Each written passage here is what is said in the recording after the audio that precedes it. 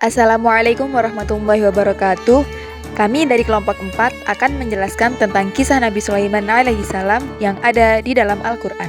Sebelumnya, perkenalkan, nama saya Mutiara Resma Dewi, NIM 58. Saya Rifat Lontatullah, NIM 61. Nama saya Nurul Fitri Ramadhani, NIM 64. Saya Hasna Salsabila Agusin Romatul Zakril, NIM 66.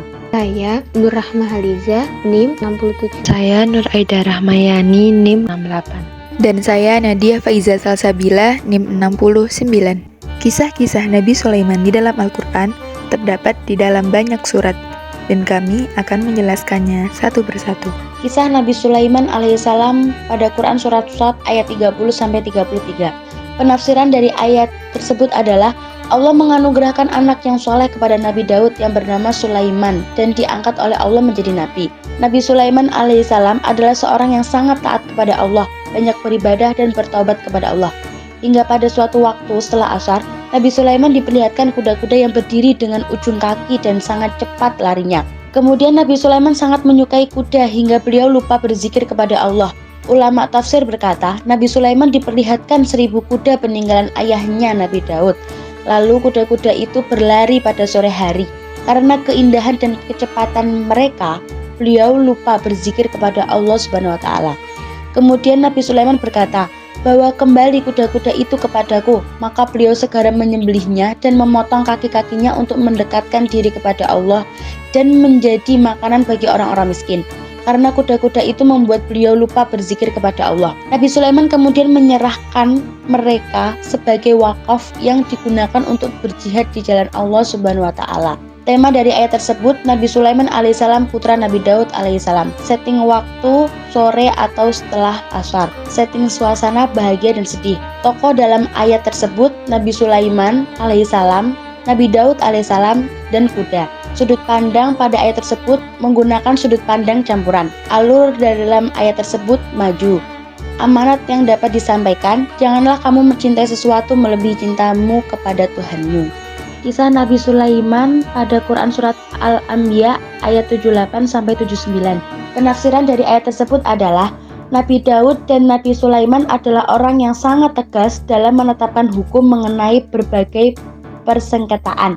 Di samping memiliki ilmu tentang agama dan perundang-undangan, ayat ini menjelaskan keputusan hukum Nabi Daud alaihissalam dan Nabi Sulaiman alaihissalam tentang pemilik kambing dan pemilik tanaman itu. Perbedaan pendapat sudut pandang Nabi Daud alaihissalam dan Nabi Sulaiman alaihissalam. Nabi Daud alaihissalam melihat kemudaratan pada tanaman. Kerugiannya sama dengan harga kambing-kambing tersebut. Maka beliau menyerahkan kambing-kambing itu kepada pemilik tanaman. Sedangkan Nabi Sulaiman alaihissalam melihat dari sudut manfaat kambing dengan manfaat tanaman. Maka beliau menetapkan hukum seperti demikian. Allah Subhanahu wa taala telah menganugerahkan pemahaman yang lebih mantap kepada Nabi Sulaiman alaihissalam tentang hukum yang lebih tepat sehingga ijtihadnya lebih besar. Adapun demikian bukan berarti mengurangi kemuliaan Nabi Daud alaihissalam dan beliau tidak memperoleh pahala atas ijtihadnya. Allah telah memberikan kemampuan menetapkan hukum atau hikmah dan kenabian serta menganugerahkan juga ilmu yang bermanfaat kepada Nabi Daud alaihissalam dan Nabi Sulaiman alaihissalam. Kasus di atas membuktikan bahwa dua orang hakim yang menghadapi kasus yang sama bisa berbeda keputusan karena perbedaan tingkat pemahamannya. Tema dari ayat tersebut adalah kisah Nabi Daud alaihissalam, Nabi Sulaiman alaihissalam, dan kambing perusak tanaman. Setting waktu pada ayat tersebut sore atau setelah asar. Setting suasana pada ayat tersebut tegang atau serius. Tokoh dan penokohan pada ayat tersebut Nabi Sulaiman bijaksana dan Nabi Daud bijaksana, serta kambing. Sudut pandang pada ayat tersebut menggunakan sudut pandang orang ketiga. Alur pada ayat tersebut menggunakan alur maju. Dan amanat pada ayat tersebut, berlakulah adil terhadap keputusan dari suatu permasalahan yang terjadi. Kisah Nabi Sulaiman alaihissalam pada Quran Surat An-Naml ayat 15-16. Penafsiran dari ayat tersebut adalah ayat-ayat ini menerangkan bahwa Allah telah menganugerahkan kepada Nabi Daud dan Nabi Sulaiman hikmah, ilmu pengetahuan baik yang berhubungan dengan pengetahuan tentang Tuhan dan syariat-syariatnya maupun yang berhubungan dengan pengetahuan umum. Sebelum Nabi Daud meninggal dunia, beliau menunjuk putranya Nabi Sulaiman alaihissalam untuk menggantikannya sebagai raja. Lalu beliau memberi nasihat-nasihat dan pesan-pesan yang amat berharga kepada Nabi Sulaiman. Nabi Sulaiman dianugerahkan oleh Allah dengan berbagai keutamaan yang lain, yaitu dapat memahami suara-suara burung dan juga suara-suara binatang yang lainnya. Apa yang dianugerahkan Allah kepada Nabi Sulaiman alaihissalam melebihi pengetahuan manusia biasa. Betapapun seseorang tekun mempelajari bahasa binatang, tidak dapat dibandingkan dengan pengetahuan yang dianugerahkan Allah Subhanahu wa taala kepada Nabi Sulaiman alaihissalam, serta mukjizat yang menjadi keistimewaan Nabi Sulaiman alaihissalam. Tema dari ayat tersebut, Nabi Sulaiman mewarisi kerajaan Nabi Daud alaihissalam. Setting waktu dari ayat tersebut sore atau setelah asar. Suasana sedih dan senang. Tokoh pada ayat tersebut Nabi Sulaiman alaihissalam yang bijaksana dan Nabi Daud alaihissalam yang bijaksana. Sudut pandang dari ayat tersebut menggunakan sudut pandang orang ketiga. Alur dari ayat tersebut menggunakan alur maju.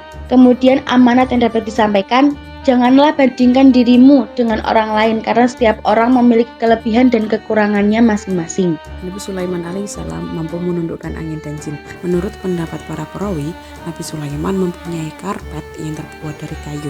Di atas karpet tersebut, beliau mengajak seluruh pasukannya, termasuk kuda-kuda dan unta-unta, serta membawa semua peralatan yang dibutuhkan. Kemudian Nabi Sulaiman memerintahkan angin untuk membawanya, lalu angin masuk ke bawah karpet itu, menggerakkannya dan memperjalankannya. Bersamaan dengan itu, beliau dipayungi oleh burung untuk melindunginya dari panas matahari sambil terbang menuju ke arah yang beliau kehendaki. Tidak hanya itu, Nabi Sulaiman juga mampu menundukkan setan-setan. Apapun yang diperintahkan oleh Nabi Sulaiman kepada setan-setan, mereka mau mengerjakannya. Tidak hanya menyelam ke dalam laut, pekerjaan berat pun mereka mau melakukannya, seperti membangun mihrab, patung, istana, bangku besar, dan lain-lain. Unsur-unsur kisah dalam Al-Quran Surat Al-Anbiya ayat 81-82. Ayat ini memiliki tema Nabi Sulaiman dapat mengendalikan angin dan jin. Setting waktu, banyak dari perawi menafsirkan bahwa peristiwa ini terjadi pada siang hari hingga tergelincirnya matahari. Untuk setting tempat di Palestina dengan suasana yang takjub atas keistimewaan Nabi Sulaiman dan kebesaran Allah. Tokoh-tokoh dalam ayat ini yaitu Nabi Sulaiman, angin, kuda, unta, bala tentara, burung, dan syaitan. Ayat ini memiliki sudut pandang orang ketiga dengan alur maju dan memiliki amanat taatilah Allah dan para utusannya. Doa Nabi Sulaiman alaihissalam kepada Allah Subhanahu wa taala. Menurut Ibnu Ashur, permohonan Nabi Sulaiman ini bukan berarti tambahan anugerah, tapi maksudnya Allah tidak mencabut anugerahnya yang selama ini telah dinikmati oleh beliau. Permohonan ini lahir karena kedurhakaan yang mengakibatkan hilangnya nikmat duniawi dan mengundang siksa ukhrawi. Ulama juga berpendapat bahwa doa tersebut juga permohonan agar kerajaannya berlanjut sampai kematiannya tanpa diganggu oleh siapapun, karena Nabi Sulaiman sadar bahwa ada orang-orang yang berkeinginan menyaingi dan mengambil alih kekuasaan beliau. Menurut Quraisy Shihab, apapun pendapatnya, yang pasti bahwa permohonan Nabi Sulaiman ini bukan bertujuan untuk menghalangi tercurahnya nikmat Allah kepada orang lain, bukan juga karena ingin berbangga dengan kekuasaan, tapi hanya karena ingin mengabdi dan lebih bersyukur lagi kepada Allah dan menghindari kekufuran sekecil apapun, baik dari diri Nabi Sulaiman maupun dari orang lain. Ayat ini bertemakan doa Nabi Sulaiman alaihissalam dengan tokoh Nabi Sulaiman dan menggunakan sudut pandang orang pertama. Amanat yang dapat kita ambil dari ayat ini yaitu jagalah sesuatu yang telah diamanahkan kepadamu dan bersyukurlah atas apa yang telah Tuhan memberikan kepadamu. Bala tentara Nabi Sulaiman alaihissalam. Ayat ini membuktikan salah satu dari anugerah Allah Subhanahu wa taala kepada Nabi Sulaiman, yaitu Nabi Sulaiman mengumpulkan semua bala tentaranya yang terdiri dari makhluk jin, manusia, dan burung-burung. Nabi Sulaiman oleh mereka dengan segala kebesarannya dan kemegahannya di tengah-tengah bala tentara manusia. Kedudukan bala tentara burung berada di udara apabila matahari panas, maka burung-burung itu yang menaunginya dengan sayap-sayapnya. Menurut Quraisy Shihab, ketiga jenis makhluk jin, manusia, dan burung sebagai tentara-tentara Nabi Sulaiman alaihissalam. Selain itu, ada juga binatang lainnya yang membantu beliau dalam perang seperti kuda dan lain-lain. Alasan mengapa hanya 3 jenis makhluk saja yang disebutkan, karena memang mereka saja yang peranannya lebih besar dalam kisah ini. Ini juga bukan berarti bahwa seluruh jin, manusia, dan burung, apalagi makhluk lain, semuanya tunduk kepada Nabi Sulaiman alaihissalam, karena kerajaan beliau hanya meliputi beberapa daerah di Timur Tengah, yaitu Palestina, Suriah, Lebanon, dan Irak. Kisah ini bertemakan bala tentara Nabi Sulaiman alaihissalam dengan setting suasana menegangkan pada saat perang dengan tokoh Nabi Sulaiman, bala tentara manusia, bala tentara burung, dan bala tentara jin. Kisah ini dikisahkan dengan sudut pandang orang ketiga dengan alur maju, dan amanat yang dapat kita ambil adalah berbuatlah baik kepada sesama makhluk, maka kamu akan mendapatkan kebaikan dari hal baik yang kamu lakukan. Kisah dalam Quran Surah An-Naml ayat 18 dan 19. Ayat ini menerangkan bahwa pada suatu ketika Nabi Sulaiman alaihissalam berjalan dengan tentaranya pada suatu daerah di selembah Syam. Tiba-tiba Nabi Sulaiman mendengar suara Raja Semut memerintahkan rakyatnya agar segera memasuki lubangnya masing-masing, agar tidak terinjak oleh Nabi Sulaiman dan bala tentaranya. Nabi Sulaiman juga mendengar perkataan Raja Semut bahwa Nabi Sulaiman dan tentaranya tidak bermaksud membinasakan mereka dan berbuat jahat. Seandainya ada semut-semut yang terinjak, maka hal itu bukanlah sengaja dilakukannya, karena semut makhluk yang sangat kecil sehingga Nabi Sulaiman dan tentaranya tidak melihatnya. Nabi Sulaiman tersenyum dan tertawa kagum terhadap kewaspadaan dan peringatan yang diberitahukan semut itu kepada kawan-kawannya, serta hidayah yang ditanamkan Allah pada semut itu. Unsur yang terkandung dalam kisah pada ayat ini yaitu tema interaksi Nabi Sulaiman alaihissalam dengan semut, lalu setting suasana menegangkan dan kagum. Adapun tokoh yaitu Nabi Sulaiman dan semut. Penokohan Nabi Sulaiman memiliki penokohan yang protagonis dan semut juga protagonis. Sudut pandang yaitu orang ketiga dan alur maju. Amanat yang terkandung yaitu memintalah sesuatu hanya kepada Allah, karena hanya Tuhanmu lah yang mengetahui apa yang kamu butuhkan, dan bersyukurlah atas segala nikmat yang Allah berikan kepadamu. Kisah yang terkandung pada Quran Surat An-Naml ayat 20-22. Ayat-ayat ini menerangkan tentang Nabi Sulaiman alaihissalam bersama tentara-tentaranya melanjutkan perjalanan, dan setibanya di tempat tujuan, beliau mengadakan pemeriksaan barisan, antara lain memeriksa barisan burung-burung. Beliau tidak melihat adanya burung hudhud. Lalu beliau mencarinya lagi. Setelah beberapa saat burung hudhud tidak ditemukan juga, burung hudhud menghilang tanpa izin dari Nabi Sulaiman alaihissalam. Dari ayat ini dipahami jika burung hudhud dapat memberikan alasan-alasan kepergiannya tanpa izin, dan alasan-alasan itu dapat dipercaya kebenaran, maka Nabi Sulaiman tidak akan melaksanakan hukuman terhadap burung hudhud seperti yang telah diancamkan itu. Tidak lama kemudian setelah Nabi Sulaiman bersumpah, lalu datanglah burung hudhud dan menjelaskan kepada Nabi Sulaiman bahwa ketidakhadirannya disebabkan suatu urusan yang sangat penting bagi Nabi Sulaiman. Burung hudhud mengatakan, "Aku telah mengetahui apa yang tidak engkau ketahui, tidak pula bala tentaramu, meskipun engkau mempunyai pengetahuan dan kerajaan yang luas." Burung hudhud menyampaikan berita penting itu kepada Nabi Sulaiman dengan kata-kata yang manis, lagi hormat, dan disertai dengan alasan-alasan yang kuat.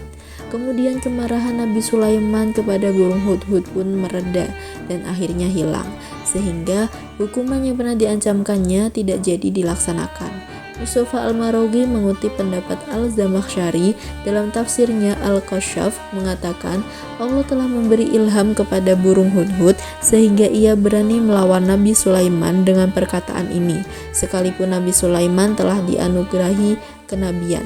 Unsur yang terkandung dalam kisah ini yaitu tema pembicaraan Nabi Sulaiman alaihissalam dengan burung hudhud. Adapun setting tempat berkumpulnya bersama tentara-tentara. Suasana yang terkandung di sini menegangkan dan kagum. Tokoh yang terdapat dalam kisah ini yaitu Nabi Sulaiman alaihissalam, burung hudhud, dan juga tentara. Sudut pandang yang digunakan dalam kisah ini yaitu campuran. Alur yang dimilikinya maju dan mundur. Amanat yang terkandung yaitu hendaknya jangan merasa sombong mengetahui segalanya, kekuasaan dan kekayaan yang telah Allah berikan kepadanya. Janganlah menganggap enteng, rendah dan hina atas seseorang, karena Allah telah memberi kelebihan pada setiap makhluknya. Kisah yang terkandung pada Quran Surah An-Naml ayat 23 hingga 26. Ayat-ayat ini menjelaskan bahwa burung hudhud menyampaikan kepada Nabi Sulaiman semua pengetahuan dan pengalaman yang diperolehnya selama dalam perjalanan ke negeri Saba. Sebuah negeri yang besar dan jaya serta diperintah oleh seorang ratu yang cantik dan mempunyai singgasana yang besar. Ratu Bilqis memerintah dengan tegas dan bijaksana. Namun, ada pun kelemahan yang dimiliki oleh negeri Saba, yaitu kelemahan spiritualnya, yaitu sang ratu dan penduduk kerajaan Saba menyembah matahari sebagai Tuhan selain Allah. Setan telah memalingkan mereka dari jalan yang lurus, sehingga mereka tidak mengikuti petunjuk, tidak pula bersujud kepada Allah. Allah mengetahui segala apa yang tersembunyi di dalam langit dan bumi, seperti hujan dan tumbuhan, serta barang-barang tambang yang bersembunyi di dalam bumi. Unsur yang terkandung dalam kisah ini, yang pertama tema kerajaan Ratu Bilqis, setting tempat kerajaan Nabi Sulaiman, setting suasana menegangkan dan kagum, tokoh Ratu Bilqis, Nabi Sulaiman alaihissalam, burung hudhud, dan tentara. Sudut pandang yang digunakan yaitu orang pertama, alurnya mundur, amanat yang terkandung yaitu janganlah menyembah sesuatu atau makhluk karena hanya Allah yang boleh untuk disembah. Kisah selanjutnya yaitu kisah Nabi Sulaiman alaihissalam mengirim surat pada Ratu Bilqis sebagai sarana dakwah. Dalam penafsiran ayat ini menjelaskan kisah dalam rangka menguji kebenaran burung hudhud sambil mengetahui lebih banyak tentang kebatilan dari satu masyarakat yang berada di bawah kekuasaan yang tangguh. Nabi Sulaiman ini segera menulis surat yang ditunjukkan kepada Ratu Bilqis serta kaumnya.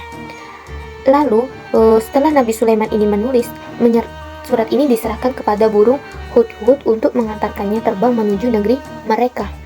Setelah sampai di istana, Ratu Bilqis ini sedang berada di tempat yang sepi, di mana tempat ini dipakai untuk menyendiri. Lalu burung hudhud ini melemparkan surat itu melalui celah-celah di istana, dan surat itu jatuh tepat di hadapan Ratu Bilqis. Lalu Ratu Bilqis ini mengambil surat itu dan membacanya. Burung hudhud ini menjauh. Karena apa? Karena sebagai sikap etika. Setelah Ratu Bilqis membacanya, surat dari Nabi Sulaiman itu, ia pun mengumpulkan kaum-kaumnya dan mengadakan musyawarah. Dalam musyawarah itu, Ratu Bilqis menyampaikan isi surat tersebut dan meminta pertimbangan kepada semua yang hadir. Dalam ayat ini diterangkan bahwa Ratu Bilqis memusyawarahkan isi surat Nabi Sulaiman dengan para petinggi-petinggi kaumnya. Mereka yang melakukan permusyawaratan itu belum beriman, tetapi tindakan untuk melakukan permusyawaraan itu adalah prinsip yang diajarkan Allah Subhanahu wa taala kepada manusia ketika menghadapi persoalan-persoalan yang mereka alami. Menurut suatu riwayat, surat Nabi Sulaiman tersebut merupakan surat yang pertama kali dimulai dengan basmalah. Cara Nabi Sulaiman dalam membuat surat adalah cara yang patut dicontoh oleh setiap kaum muslimin ketika membuat surat. Ada yang berpendapat bahwa surat Nabi Sulaiman ini disebut Kitabun Karim, surat yang mulia, karena secara lahirnya memenuhi sifat-sifat yang terpuji yang sesuai tata cara surat menyurat. Tulisannya sangat indah, sampulnya rapi, isinya sangat singkat dan jelas. Pembawanya seekor burung yang menakjubkan dan cara penyampaiannya pun terhormat. Bisa jadi pujian tentang surat ini bersumber dari Ratu Bilqis menyangkut Nabi Sulaiman yang popularitasnya sudah tersebar ke mana-mana. Isi surat Nabi Sulaiman sangat singkat dan kandungannya lebih banyak berkaitan dengan sifat Tuhan Ar-Rahman Ar-Rahim yang diagungkan oleh beliau. Permintaan Nabi Sulaiman dalam isi surat agar mereka tidak bersikap angkuh dan datang kepada beliau. Tujuannya agar mereka semua itu beriman kepada Allah. Itulah kisah dari Nabi Sulaiman mengirim surat pada Ratu Bilqis sebagai sarana dakwah. Dari kisah ini terdapat unsur-unsurnya bahwa kisah ini memiliki tema, yaitu temanya surat yang mulia. Terus kejadian dari kisah ini terjadi pada waktu siang hari. Tempatnya ini di dalam istananya Ratu Bilqis. Suasananya ini sunyi, dan tokoh yang terjadi dalam kisah ini adalah Nabi Sulaiman yang memiliki sifat berwibawa dan Ratu Bilqis yang memiliki jiwa kepemimpinan. Dan di dalam kisah ini sudut pandangnya yaitu orang ketiga. Alurnya yaitu alur maju. Dan di dalam kisah ini terdapat amanat, yaitu dalam mengirimkan sebuah surat harus ditulis sangat indah, sampulnya harus rapi, isinya harus singkat dan jelas, dan membawa dengan cara yang terhormat. Dan yang paling penting di dalam membuat surat ini harus ada bacaan Bismillahirrahmanirrahim. Kisah selanjutnya yaitu kisah di dalam surat An-Naml ayat 32 sampai 35. Ayat ini menjelaskan Ratu Bilqis ketika sedang bermusyawarah, yakni meminta kepada para petinggi kaumnya agar mereka mengemukakan pendapat mengenai perkara penting. Karena Ratu Bilqis tidak pernah memutuskan perkara dengan keputusan sendiri dan tidak ingin otoriter, kejadian terjadi pada saat Ratu Bilqis menerima surat dari Nabi Sulaiman. Ratu Bilqis menjawab surat Nabi Sulaiman ini dengan membawa hadiah untuk mereka guna menunjukkan keinginan berbuat baik. Ratu Bilqis juga menunggu laporan yang dibawa kembali oleh utusannya.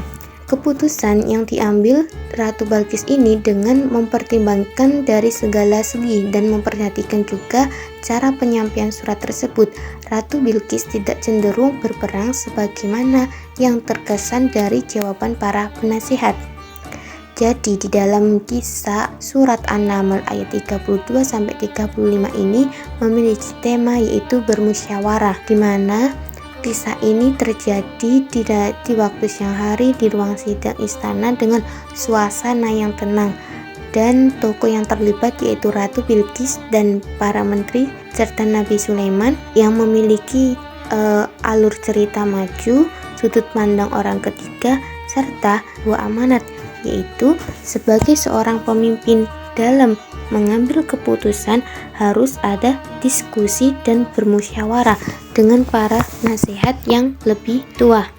Meskipun keputusan itu berada di seorang pemimpin. Kemudian urutan yang ke-12 ini ada Quran Surah An-Naml, surah ke-27 ayat 36 sampai 37, menceritakan tentang utusan Ratu Bilqis. Dan untuk waktunya itu tidak disebutkan karena tidak ada di ayat tersebut. Tempat yang terjadi dalam cerita tersebut itu berada di kerajaan Nabi Sulaiman dan suasana menegangkan. Dan untuk tokoh itu ada Nabi Sulaiman dan utusan Ratu Bilqis. Dan pada ayat tersebut sudut pandangnya itu orang pertama. Dan untuk gaya bahasanya ini retoris karena tidak membutuhkan jawaban. Contohnya pada kata, apakah patut kamu menolong aku dengan harta? Padahal Nabi Sulaiman itu orang yang terkaya di dunia. Jadi Nabi Sulaiman itu tidak perlu ditolong dengan harta, karena harta yang sudah dikasih Allah itu udah cukup. Terus dan untuk alurnya ini merupakan alur maju yang menceritakan tentang ke depannya. Dan di sini juga ada amanat yang pertama, kita itu tidak terlalu mencari dunia saja, tetapi mencari kenikmatan surga. Dan untuk yang kedua, kita harus taat kepada Allah karena tidak ada Tuhan selain Allah. Dan yang ke-13 ada surah An-Naml, surah ke-27 ayat 38 sampai 40. Ayat ini menjelaskan tentang jin ifrit dan ahli kitab. Untuk waktunya itu tidak disebutkan kapan terjadinya, dan di situ diceritakan tempatnya itu berada di kerajaan Nabi Sulaiman, dan suasana dalam cerita tersebut itu mengagumkan. Tokohnya ada Nabi Sulaiman, jin ifrit, dan ahli kitab. Dan pada cerita tersebut ada sudut pandangnya yaitu orang pertama. Dan gaya bahasanya itu tidak disebutkan, dan untuk alurnya itu menceritakan alur maju. Dan di sini dalam ayat ayat ini menceritakan tentang jin ifrit dan ahli kitab ini mempunyai amanat. Yang pertama itu, kita harus bersyukur atas nikmat yang Allah berikan kepada kita dan tidak mengingkari nikmat Allah. Dan yang kedua, mengamalkan ilmu yang kita punya supaya ilmu itu bisa menjadi bermanfaat untuk diri kita dan untuk orang lain yang di sekitar kita. Ayat selanjutnya yakni dalam Al-Quran surat An-Naml ayat 41 sampai dengan 44 yang menjelaskan tentang Nabi Sulaiman menunjukkan kekuasaan Allah kepada Ratu Balqis. Penafsiran dari ayat ini adalah sebelum Ratu Balqis sampai di kerajaan Nabi Sulaiman memerintahkan para pemimpin kaumnya untuk mengubah sebagian ciri khas dari singgasana Ratu Balqis. Tujuannya untuk menguji daya ingat Ratu Balqis saat singgasananya telah diubah. Ratu Balqis dikenal sebagai orang yang cerdas, teliti, pandai, berwibawa, juga tegas. Maka ia tidak tergesa-gesa dalam menebak kepemilikan singgasana itu. Dalam ayat selanjutnya, riwayat mengatakan ketika Nabi Sulaiman mengetahui kabar bahwa Ratu Balqis akan datang ke negerinya, beliau memerintahkan kaumnya untuk membangun istana yang indah dan besar. Dan ketika Ratu Balqis melihatnya, beliau merasa takjub dan menyadari bahwa istana Nabi Sulaiman lebih besar dan indah daripada istananya. Ratu Balqis pun menyesali kekafirannya dan bersedia mengikuti Nabi Sulaiman memeluk agama Islam. Unsur-unsur yang terdapat dalam ayat-ayat ini adalah bertemakan Nabi Sulaiman yang menunjukkan kekuasaan Allah kepada Ratu Balqis. Setting tempatnya berada di kerajaan Nabi Sulaiman dengan suasana yang menakjubkan. Tokoh dan penokohannya Nabi Sulaiman, Ratu Balqis, dan para pemimpin kaum Nabi Sulaiman. Sudut pandangnya adalah orang pertama dengan alur maju dan memiliki amanat. Jangan pernah meragukan kekuasaan Allah karena tidak ada satupun yang bisa menandinginya. Ayat selanjutnya terdapat dalam surat Al-Baqarah ayat 102, yakni tentang orang Yahudi yang menuduh Nabi Sulaiman mengerjakan sihir. Penafsiran dari ayat ini adalah menjelaskan tentang tuduhan orang Yahudi terhadap Nabi Sulaiman alaihissalam dan penjelasan Allah bahwa Nabi Sulaiman alaihissalam tidak mengajarkan sihir. Quraisy Shihab mengemukakan uraian Thahir ibnu Asyur yang menyatakan bahwa setelah kematian Nabi Sulaiman alaihissalam, kerajaan Bani Israel terbagi menjadi dua. Yang pertama adalah kerajaan putra Nabi Sulaiman yang bernama Rohbi'am dari Yerusalem, sedangkan kerajaan yang kedua dipimpin oleh salah satu murid Nabi Sulaiman alaihissalam yang bernama Yurbi'am, putra Banat yang gagah berani dan kekuasaannya berpusat di Samirah. Terjadi persaingan antara kedua kerajaan itu. Putra Nabi Sulaiman mengandalkan dirinya sebagai seorang anak Nabi yang memiliki nama baik di masyarakat, tetapi musuh-musuhnya berusaha menyebarkan isu negatif dan kebohongan atas Nabi Sulaiman alaihissalam, seperti mengatakan bahwa dia kafir dan kekuasaannya yang sangat besar adalah karena sihir dan lain-lain. Mereka juga menduga bahwa Nabi Sulaiman yang menghimpun kitab-kitab sihir dari orang-orang yang ahli di bidang itu, tetapi semuanya itu bohong belaka. Justru orang-orang Yahudi lah yang melakukan sihir. Sebagaimana orang-orang Yahudi mengikuti sihir, maka mereka mengikuti apa yang diajarkan oleh dua malaikat, yaitu Harut dan Marut dari kerajaan Babil. Allah telah menurunkan keduanya untuk mencoba manusia. Sesungguhnya dua malaikat itu tidak mengajarkan sihir kepada seorang pun. Bahkan keduanya memberikan nasihat bahwa yang mereka ajarkan hanyalah cobaan dari Allah. Cobaan ini bertujuan untuk membedakan antara yang taat dan durhaka, serta untuk membuktikan bahwa sihir itu bukan mukjizat. Maka janganlah digunakan untuk berbuat jahat dan janganlah menjadi kafir karenanya. Mereka yang menggunakan ilmu sihir tidak akan memberi mudarat pada siapapun dan tidak akan mendapat rahmat Allah maupun surganya, karena mereka lebih memilih mengikuti kitab sihir daripada kitab Allah Subhanahu wa Ta'ala. Unsur-unsur yang terkandung dalam surat ini adalah dengan tema orang Yahudi menuduh Nabi Sulaiman mengerjakan sihir. Tokoh dan penokohannya adalah Nabi Sulaiman dan orang-orang Yahudi dengan sudut pandang orang ketiga dan alur maju yang memiliki amanat. Janganlah mudah memfitnah orang lain karena memfitnah hanyalah menunjukkan kelemahan dirimu sendiri, dan janganlah menggunakan ilmu sihir karena tidak akan memberi mudarat kepada siapapun dan tidak akan mendapatkan rahmat Allah maupun surganya. Selanjutnya urutan ke-16 yaitu Quran Surah Sad ayat 34 yang menjelaskan ujian atau cobaan yang dialami oleh Nabi Sulaiman dan pentingnya bertaubat kepada Allah Subhanahu wa Ta'ala ketika menghadapi ujian.